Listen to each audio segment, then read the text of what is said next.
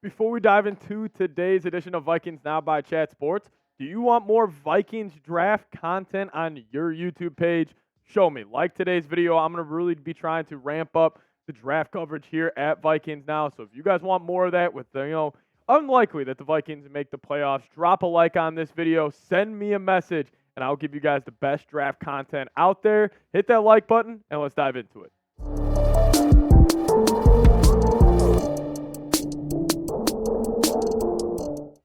What's going on, guys? My name is Patrick Siepman, and welcome into Vikings Now. Coming up on today's show, we're looking at the top 10 draft targets for the Minnesota Vikings, kind of giving my big board for the Minnesota Vikings and where I think Kwesi Adofo-Mensah will go in this year's draft and break down those top 10 prospects. But right now, where the Vikings do stand, they do currently hold the 12th overall pick in this year's draft, which is a good spot to be in, and especially, do think this is one of the best QB classes we have seen in a while. So it kind of offers them that flexibility. They could move up or they could stand pat and draft a QB there, but we'll dive into that later. But overall draft picks for the Minnesota Vikings as it stands right now. They do obviously have the 12th overall pick, like I did mention. Then they also had the 43rd, the 109th, 127, 156, 161, and 177, and also 186. So they got about 8 picks right there in the top 200, which is a great thing to know. Obviously, some of those come from T.J. Hawkinson. The Lions sent us an extra one that is the Darius Smith one. So the Vikings have accumulated a good little haul for this year's draft, which gives them the opportunity to trade up. But overall, Vikings draft needs. This is a list I put together. As it stands right now, I'm not saying, and this isn't in order, but quarterback, obviously a need. Even if you do bring back Kirk Cousins, I do still think you need to address quarterback in this year's draft. I do think running back is also up there. You guys know I'm a big fan of Ty Chandler, but Madison has looked cooked. Kene Wangu is just a gadget guy, and I don't think Ty Chandler could truly be an RB1. Defensive line also. I think the Vikings need to get bigger in the trenches. Edge rusher, I think, besides Daniil Hunter, I like DJ Wonnum. He had a good year this year. I like Patrick Jones, but they definitely need to add more talent. Then cornerback, definitely the biggest weakness heading into last year's draft, and honestly, it's one of the biggest weaknesses heading into this year's draft. So those are 5 that I gave you guys, but let me know, what is the Vikings' biggest draft need before I dive into these top 10 prospects on the Vikings' big board? Let me know, what is the Vikings' biggest draft need down in the comments section. So number 1 for me on my big board, and you guys may be saying, whoa. Why don't you have Caleb Williams on here? So I wanted to go a little more realistic.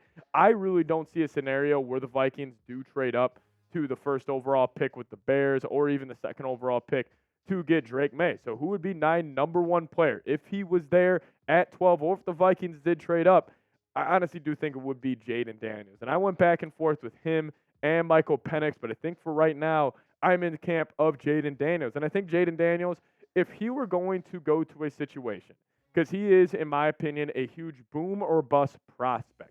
And with, prospects like this, I think the support system they go to matters immensely. And I do think the Minnesota Vikings would be able to offer him one of the better support systems in the NFL. Franchise left tackle, franchise right tackle, franchise tight end, the best wide receiver in the NFL, and Jordan Addison, an up-and-coming top 10 receiver. I think Jaden Daniels, he has that Lamar Jackson talent.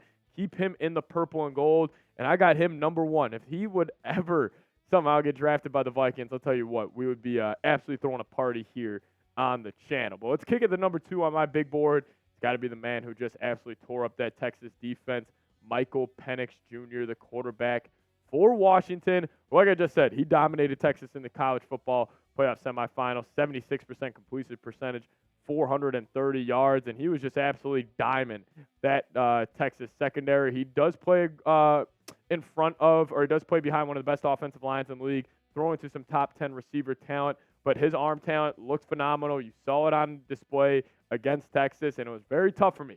Jaden Daniels, Michael Penix, what one I wanted to go to, but I did ultimately decide to have Penix above anybody else as of right now, but obviously that can change.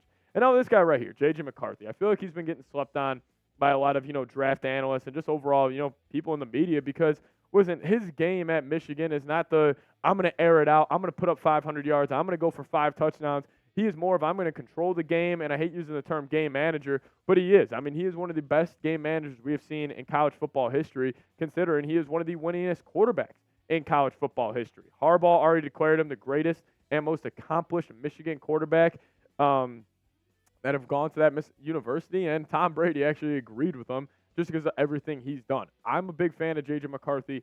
Obviously, people have their opinions on him and don't think he could be that good in the league, but I think he could be absolutely fantastic. So that's why I do have him at 3. And if you guys notice, I do have 3 quarterbacks leading my board right there. But let's dive into number 4 here for me, and I actually got 4 and 5 kind of lumped in together. I got 2 edge rushers. I got Dallas Turner and Jared Verse. Maybe the Vikings say, we're not drafting a quarterback this year. We want to go in a totally different direction and just build around Kirk. Well, I think they would go edge with Dallas Turner or Jared Verse out of Florida State. Because, listen, it's no guarantee that the Vikings will bring back Danielle Hunter. I mean, that is no given at all. It's not 100% he is coming back. So it kind of gets me to this. The Vikings do need to add more talent at that edge position. And listen, these guys are pretty much generational. I mean, I love Dallas Turner and Jared Verse. Anytime I watch Bama play this year, he jumps off the screen. That's always so big for me when I'm watching these edges. Like, how are you game wrecking a game? How are you jumping off the screen? And they both do that, especially Jared Verse as well at Florida.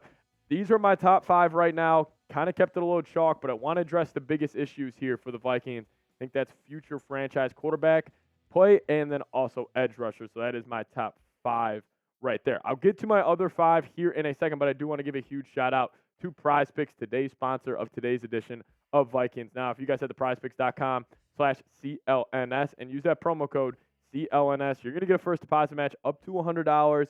This is the lineup I'm going to be rolling with this weekend for Week 18 in the NFL. Hate saying Week 18. I can't believe the season's already to an end. But I'm going less on passing yards for C.J. Stroud, more on Drake London and Bijan Robinson rushing yards, and then Jonathan Taylor. I'm going to ride his hot hand in Indy and go more on that as well at 80.5. Those are my picks. If you guys want to ride my picks or if you guys want to fade my picks, make sure you guys do it at Prize Picks. PrizePicks.com/CLNS and use that promo code CLNS. They'll give you a first deposit match up to $100. Let's talk about the secondary here for a little bit because the Vikings obviously have a need there as well. I got 2 guys back-to-back here coming in at 6 and 7. I got Nate Wiggins and Kool-Aid McKinstry. Both these guys are absolutely dominant in the secondary. They both can get sticky in man coverage, and they're both extremely versatile. And that's always the key word with Brian Flores is if he is the DC again next season. He loves versatile corners. He loves dudes that can come down and tackle, and both these guys play that physical brand of football. It would be absolutely great if the Vikings were able to land these guys. But again, is cornerback a bigger need than of them going all in on a quarterback? It's going to be so interesting to see how the Vikings play this. But if they would land either of these guys at 12 or maybe they trade back up into the late first round and draft these guys, you're getting some talent there because, listen, I like what Mekhi Blackmon did this season. I think he was pretty good. He impressed me for a third rounder. But Byron Murphy disappointed. The Vikings definitely need a true tier 1, blue chip corner and just another blue chip member of that secondary. I think both these guys answer that bell. But let's kick it to a running back here, actually. And this would be maybe a second or third round pick. But I do have Trey Benson, a guy to keep your eyes on. Anytime I watch him play for Florida State, he runs angry. I feel like he just looks like he's playing a different speed than the other guys there on the football field. And I like Ty Chandler. Do I love him as an RB1? No, I think Trey Benson could be your workhorse. I think the Vikings just need to get new legs in that running back room. I think he got incredibly stale. I feel like just overall as the group, they just never really make men miss too much. I mean, Madison just drove me crazy this year. His rushing yards over expected, like the next-gen stats, is just awful. And Ty Chandler's honestly isn't too much better as well. So this would be kind of your home run pick here, going Trey Benson. If you wanted to go a running back and completely building a stacked group of weapons around Kirk Cousins, this would be my choice at that spot. But a big man in the middle, and actually 2 big men in the middle. I'm going to T'Vondre Sweat and Jerson Newton, the big fella out of Texas, and then the big fella out of Illinois. Both played defensive tackle. Both these guys are just, run stuffers. They are going to take on double team blocks, open up the lanes for a guy like Ivan Pace, and the Vikings just need to get better in the trenches.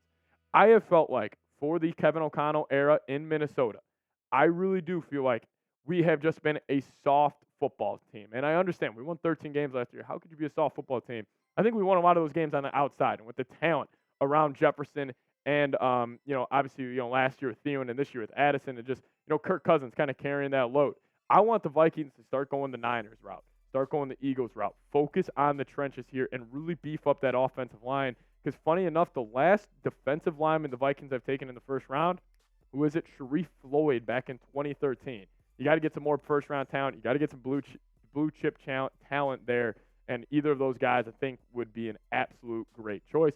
But let me know. I just gave you 10 guys that I could see the Vikings drafting. Let me just give you, or you guys just got to give me one. Who is one player the Vikings need to draft? Let me know your thoughts down below in the comments section. As always, guys, we're going to be ramping up our draft coverage here, so make sure you guys are subscribed to the channel. Help us out here on Vikings Now. Thank you guys so much for watching. See you guys next time. Let's go Vikings.